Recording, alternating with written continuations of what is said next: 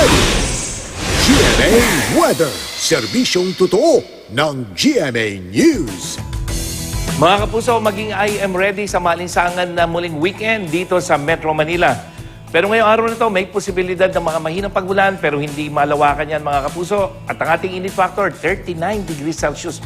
Pero sa araw ng Sabado, mawawala yung ulan pero mas magiging maalinsangan sa 40 degrees Celsius.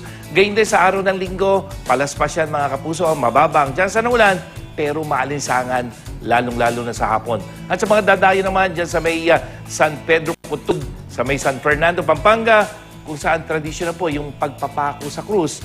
Ngayong araw na ito, may posibilidad din ng thunderstorm, maalinsangan sa 38 degrees Celsius. Araw ng Sabado, may mga mahihinang pagulan sa hapon, pero maalinsangan sa 38 degrees. At sa Linggo, mas maaliwalas pero medyo maulap mga kapuso at mananatiling maalinsangan sa 38 degrees Celsius. At dyan naman po sa mga magsuswimming, dyan sa Boracay, sa Aklan, ganyan din mga kapuso, may posibilidad ng thunderstorm sa hapon, pero hindi yan kalakasan. At yung ating Sabado at Linggo, weekend, eto mga kapuso, halos walang ulan, ang magiging I am ready dapat sa 38 degrees Celsius na init factor. At sa mga mamasyal naman dyan sa Davao City, ganyan din mga kapuso, may posibilidad ng thunderstorm ngayong hapon. At sa Sabado, mayroong mga mahihinang pagulan. At sa Linggo, maliwalas, mababang tsansa ng ulan. Pero yung init factor mas maalinsangan sa 40 degrees Celsius sa susunod na 3 araw. At posibleng init factor sa ilang pang bahagi ng ating bansa.